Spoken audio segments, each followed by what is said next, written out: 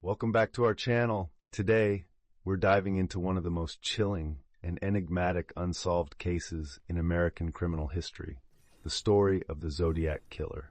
Buckle up, because this tale is filled with mystery, terror, and a trail of clues that has baffled investigators for over 50 years. Our story begins in the late 1960s in Northern California.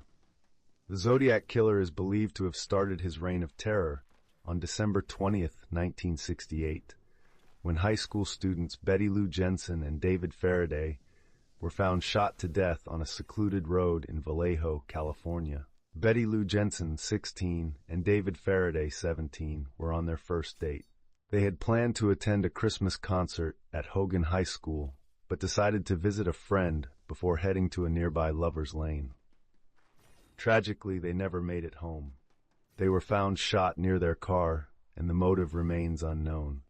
The brutality and randomness of the crime shocked the community and marked the beginning of a nightmare. The killer's next known attack occurred on July 4th, 1969, when Darlene Ferrin and Michael Mageau were shot in their car at Blue Rock Springs Park, also in Vallejo.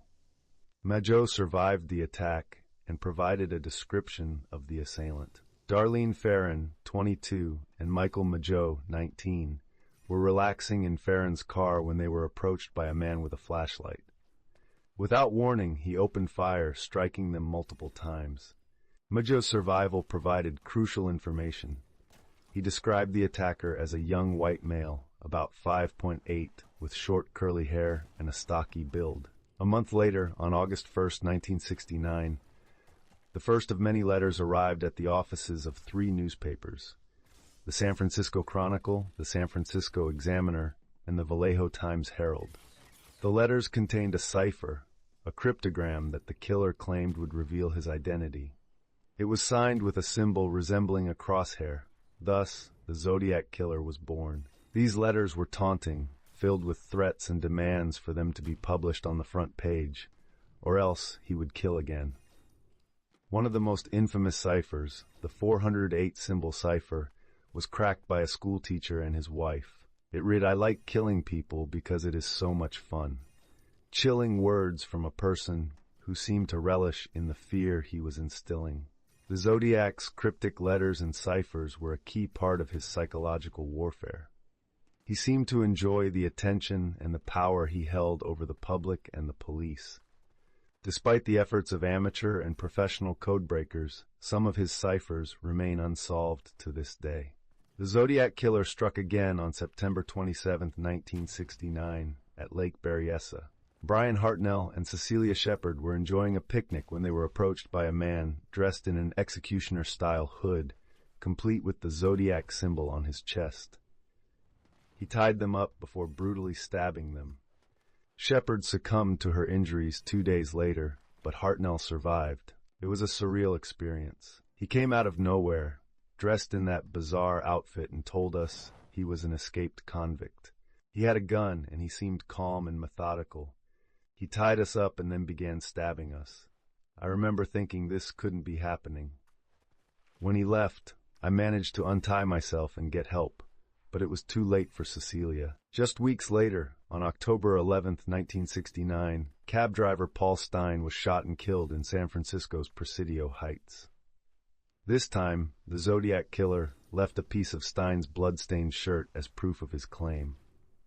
This bold move happened in a populated area and led to one of the few police sketches based on eyewitness accounts. The murder of Paul Stine was a turning point. It showed that the Zodiac was willing to kill in urban areas, increasing the sense of fear.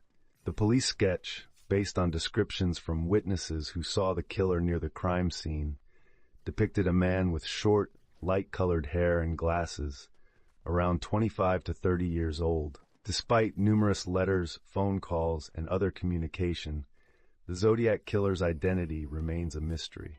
Over the years, many suspects have been investigated, including Arthur Leigh Allen, who was the focus of the 2007 film Zodiac. However, no conclusive evidence has ever been found to definitively identify the killer. Arthur Leigh Allen was perhaps the most infamous suspect. He was a convicted child molester with a history of violence and lived near the areas where the attacks occurred. Handwriting experts have both linked and dismissed him as the Zodiac, and DNA testing on stamps from the Zodiac's letters did not match Allen's DNA. Modern technology and DNA analysis have provided some hope in recent years. In 2018, the Golden State Killer was identified through genetic genealogy, sparking renewed interest in applying similar techniques to the Zodiac case. In 2020, a team of codebreakers solved the Zodiac's 340-character cipher, which revealed more taunting messages but no clear identity. The cipher read, "I hope you are having lots of fun in trying to catch me. That wasn't me on the TV show," referring to a call made to a television show where someone claimed to be the Zodiac. "I'm not afraid of the gas chamber because it will send me to paradise all the sooner." Even after decades, the Zodiac continues to frustrate and intrigue both investigators and the public. The Zodiac Killer's last confirmed letter was sent in 1974, though many believe he may have continued killing in silence or simply stopped. His total number of victims is unknown, but he claimed to have killed 37 people in his letters.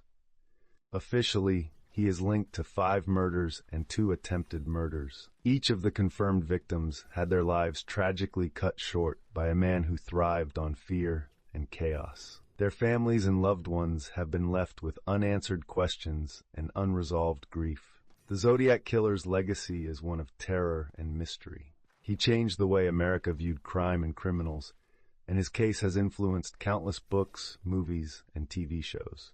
The cryptic nature of his communications and the seeming randomness of his crimes make him a uniquely unsettling figure in criminal history. There are countless theories about the Zodiac Killer's identity and motives.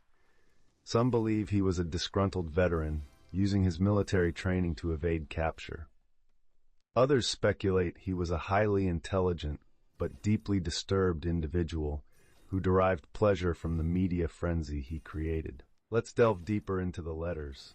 The Zodiac's correspondences with the media and police were filled with cryptic messages, strange symbols, and taunts. He claimed that his ciphers contained his identity, but none of the solved ciphers have revealed a clear name. One of the most famous letters, the 340 cipher, was unsolved for over 50 years.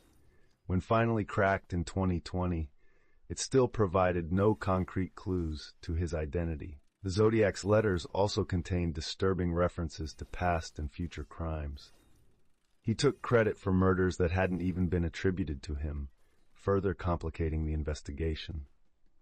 His use of symbols, like the crosshair, became his calling card and struck fear into the hearts of the public. In recent years, forensic science has made significant strides, providing new avenues for solving old cases.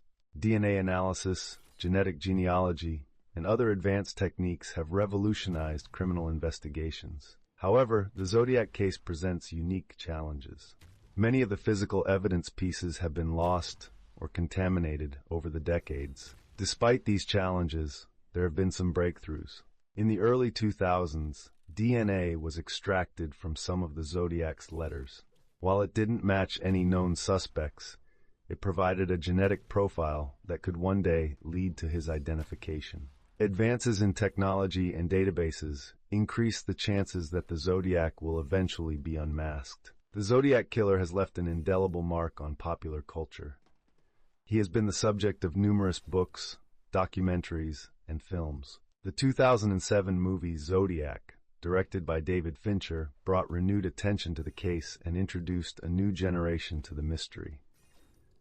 The film, starring Jake Gyllenhaal, Robert Downey Jr., and Mark Ruffalo, is based on the investigations of journalists and police officers who dedicated their lives to catching the Zodiac. The film captures the frustration and obsession that many felt while chasing a ghost. It highlights the meticulous nature of the Zodiac's crimes and the deep psychological impact he had on his pursuers. Despite the cinematic portrayal, the real-life investigation was even more complex and challenging. Today, the investigation continues. Amateur sleuths and professional detectives alike remain captivated by the Zodiac Killer. Online forums, dedicated websites, and countless YouTube channels are devoted to analyzing every detail, every clue. The hunt for the Zodiac has become a collective effort, with new theories and potential leads emerging regularly. The power of the internet has allowed a global community to participate in the search. Crowdsourcing has led to new interpretations of the ciphers, fresh suspect profiles, and the discovery of overlooked evidence. This collaborative approach keeps the case alive and ensures that the Zodiac Killer is not forgotten. Several ciphers remain a mystery. These encrypted messages could hold the key to the killer's identity or provide insights into his motives. Cryptographers and hobbyists continue to work on these puzzles, hoping to unlock their secrets. These ciphers, combined with the Zodiac's other correspondences, paint a picture of a highly intelligent and deeply disturbed individual. His ability to evade capture and manipulate the media demonstrates a level of cunning that has kept him one step ahead of his pursuers for decades. And that's the story of the Zodiac Killer, an enigma wrapped in ciphers and letters, a shadowy figure who has left a permanent mark on American criminal lore.